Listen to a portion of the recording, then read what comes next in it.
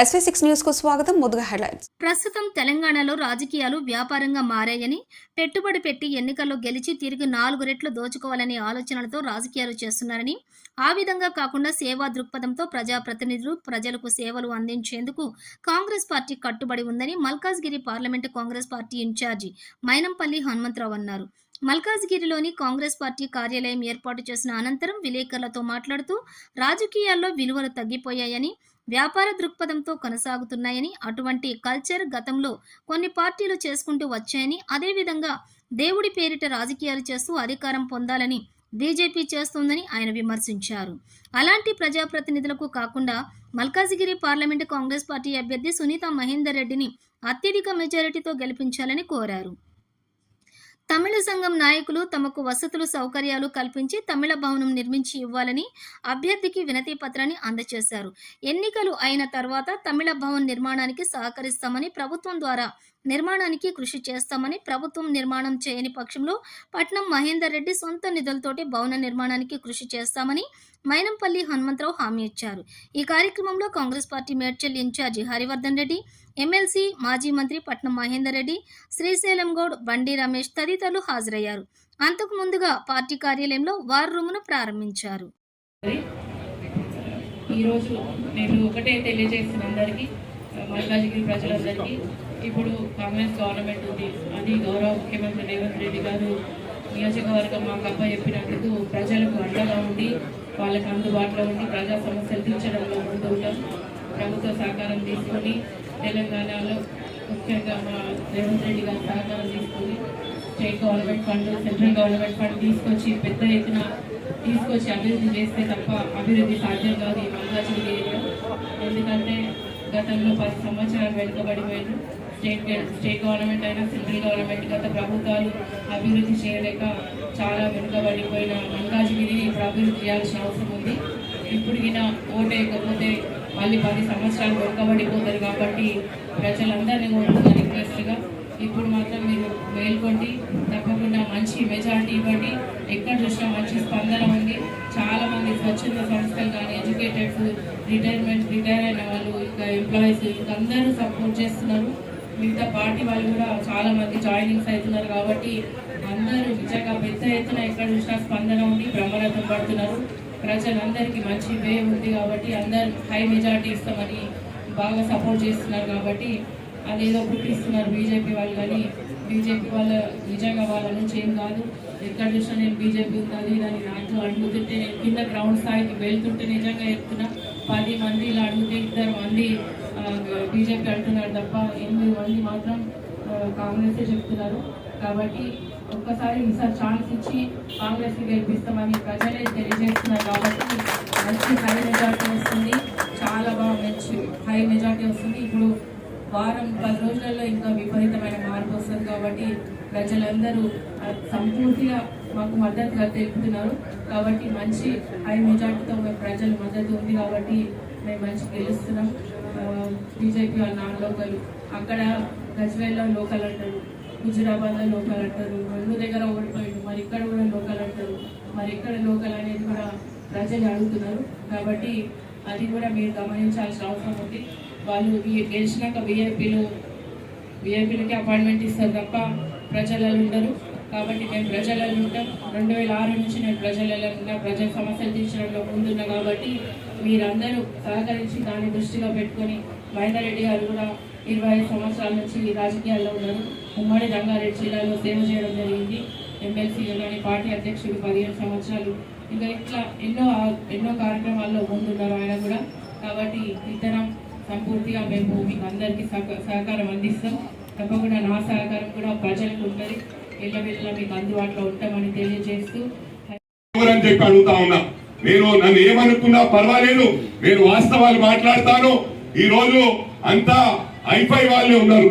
అలా పేర్లు చెప్పుకుంటూ పోతే వాళ్ళు హర్ట్ అవుతారు. ఎందుకంటే ముఖేష్ అంబానీ, అనిల్ అంబానీ ఎప్పుడు ఎగ్జాంపుల్ తీసుకునే వాడిని. ఈ రోజు అనిల్ అంబానీ చాలా ఘోరమైన పరిస్థితి ఉన్నాడు. కాబట్టి I have sympathy for him. ఏదేమైనప్పటికీ కూడా ఇతర అనాథులు తమ్ముని కాపాడుకున్న వాళ్ళని అన్నది మాత్రం బీజేపీ పార్టీ కాపాడుతుందని చెప్పి సందర్భంగా తెలియజేస్తా ఉన్నా. ఆ విధంగా కాదు, మనం కలిసికట్టుగా ముందు పోదాం, అందరికీ న్యాయం చేసే విధంగా అన్ని మతాలకు న్యాయం చేసే విధంగా, అన్ని కులాలకు న్యాయం చేసే విధంగా, కులాల వారిగా విడిపోయి రాష్ట్రాల వారిగా విడిపోతే మనకి ఇబ్బందులు తప్పై మనం డెవలప్మెంట్ దృష్టిలో పెట్టుకొని ఈసారి కాంగ్రెస్ పార్టీ కోటేయండి. ఇక్కడ మల్కాజ్గిరి పార్లమెంట్ లో not even single MLA, we don't have representation. నేను ప్రజలకు విజ్ఞప్తి చేస్తా ఉన్నా, డెవలప్మెంట్ లో దృష్టిలో పెట్టుకొని ఒక మహిళా సోదరుమని, మహిళలు కూడా మన పార్లమెంట్ లో నాట్ ఈవెన్ సింగిల్ మహిళ ఉంది. ఆ సింగిల్ మహిళకు మన పార్లమెంట్ లో మన గౌరవ ముఖ్యమంత్రి గారు, అదే విధంగా ప్రియాంక గాంధీ గారు, రాహుల్ గాంధీ గారు, సోనియా గాంధీ గారు, మల్లికార్జున్ గారు, ఖార్గే గారు, కేసీ వేణుగోపాల్ గారు అవకాశం ఇచ్చింది. కాబట్టి మీరు దయచేసి మీరు తప్పకుండా పెద్ద మెజార్టీతో this parliament belongs 38 lakh votes. This is one of the biggest parliament in India. ఇది గమనించాలి. మీరు ఏ విధంగా మెజార్టీ ఇస్తే నేను ఐ స్వేర్ ఆన్ గాడ్, నేను ప్రామిస్ చేస్తా ఉన్నా, దేవుని మీద ప్రమాణం. వాళ్ళు దేవునితో రాజకీయం చేస్తా ఉన్నారు, నేను దేవుని మీద ప్రమాణం చేసి నా ప్రాణాలైన లెక్కబెట్టగాని మాట కట్టుబడి ఉంటా. మల్కాజ్గిరి పార్లమెంట్ లో ఇక్కడ ఉన్న ఇన్ఛార్జెస్ అందరు కూడా బాధ్యత వహిస్తారు. మీకు ఏ చిన్న పనున్నా మీ ఇంటికాడ వాలిపోయి మీ పని చేసే బాధ్యత, మీకు పర్సనల్ పనున్నా మీ సమస్య మా సమస్యగా పరిష్కరిస్తారని చెప్పి మల్కాజ్గిరి పార్లమెంట్ కుటుంబ సభ్యులందరూ కూడా విజ్ఞప్తి చేస్తా ఉన్నా. మా సోదరి మరి సునీత మహేందర్ రెడ్డి గారిని గెలిపియండి, మీకు అర్ధరాత్రి వచ్చి పనిచేస్తాం. ఊహించని విధంగా ఈ రోజు ప్రభుత్వం ఉంది కానీ రిప్రజెంటేషన్ లేదు. కాబట్టి మీరు గెలిపించినట్టయితే బ్రహ్మాండంగా ఎక్కడ ఏ పార్లమెంట్ లో కానీ డెవలప్మెంట్ ఇక్కడ చేస్తామని చెప్పి ప్రామిస్ చేస్తూ ఈ అవకాశం ఇచ్చిన నా ప్రియమైన సోదరులకు, పత్రికా సోదరులకు, ఎలక్ట్రానిక్ మీడియా సోదరులకు, పత్రికా సోదరులకు కూడా విజ్ఞప్తి చేస్తా ఉన్నా. గత ప్రభుత్వంలో ఒక సిద్దిపేటలో, ఒక ఖమ్మంలో పత్రికా సోదరులకు సాగిచ్చిండ్రు. ఇక్కడ ఉన్న వాళ్ళం అందరం కూడా ప్రెస్ మీట్ ముందే మేము డిస్కస్ చేసుకున్నాం. మహేంద్ర మేమంతా గౌరవ ముఖ్యమంత్రి గారితో మాట్లాడి తప్పకుండా పత్రికా సోదరులకు అందరికీ న్యాయం చేసే విధంగా, అంటే ఒక యూనిఫామ్ వేలో రాష్ట్రంలో అందరు పత్రికా సోదరులకు, ఎలక్ట్రానిక్ మీడియా సోదరులకు ఎన్నికల కోడ్ తర్వాత తీసుకెళ్లి వీళ్ళని పర్సనల్ గా మాట్లాడించాలంటున్నా. మరి మీకు కూడా విజ్ఞప్తి చేస్తా ఉన్నా, ఎక్స్పెక్టేషన్స్ ఎక్కువ చేయకండి.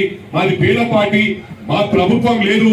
అక్కడ డెఫినెట్ గా ప్రభుత్వం వస్తుంది, మీకు జాగ్రత్త చూసుకోండి, డబ్బులు ఎక్స్పెక్ట్ చేయకండి అని దండం పెట్టి చెప్తా ఉన్నా. ఎందుకంటే డబ్బులు సంపాదించుకోవడం, డబ్బులు ఖర్చు పెట్టి అదొక బిజినెస్ గా 200 కోట్లు ఖర్చు పెడితే 1000 కోట్లు టార్గెట్ పెట్టుకోవడం, 1000 కోట్లు ఖర్చు పెడితే 10,000 కోట్లు టార్గెట్ పెట్టుకోవడం. ఈ సిస్టమ్ లో మార్పు రావాలి. ప్రజలు గమనిస్తా ఉన్నారు. మొన్న కూడా ఎన్నికల్లో ఓట్లు కొనుగోలు చేశారు. తెలంగాణ ప్రజలు అమాయక ప్రజలు దాన్ని అంటి అడ్వాంటేజ్ తీసుకుంటా ఉన్నారు. చుట్టుపక్కల వారు ఎంకరేజ్ చేస్తూ నాయకత్వం వహించే వాళ్ళు దయచేసి దీన్ని మార్చే అవసరం ఉంది. ఎందుకంటే కొందరు జీవితంలో ఏమనుకుంటారంటే, బిల్ క్లింటన్ ఆనాడు ప్రెసిడెంట్ ఆఫ్ అమెరికా స్కూల్లో ఉన్నప్పుడు అనుకున్నాడు నేను ప్రెసిడెంట్ ఆఫ్ అమెరికా కావాలని. మరి అదే విధంగా ప్రెసిడెంట్ ఆఫ్ అమెరికా అయ్యాడు. అంటే ప్రతి మనిషికి దేవుడు ఒక్కొక్క దాంట్లో పూర్తి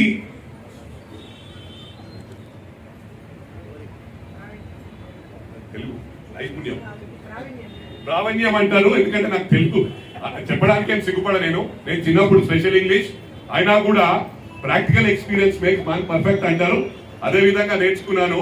ఆ రోజు తెలియని తరంలో, చిన్నతనంలో మా ఇంట్లో చెప్పినా కూడా నేను స్పెషల్ ఇంగ్లీష్ తీసుకున్నాను.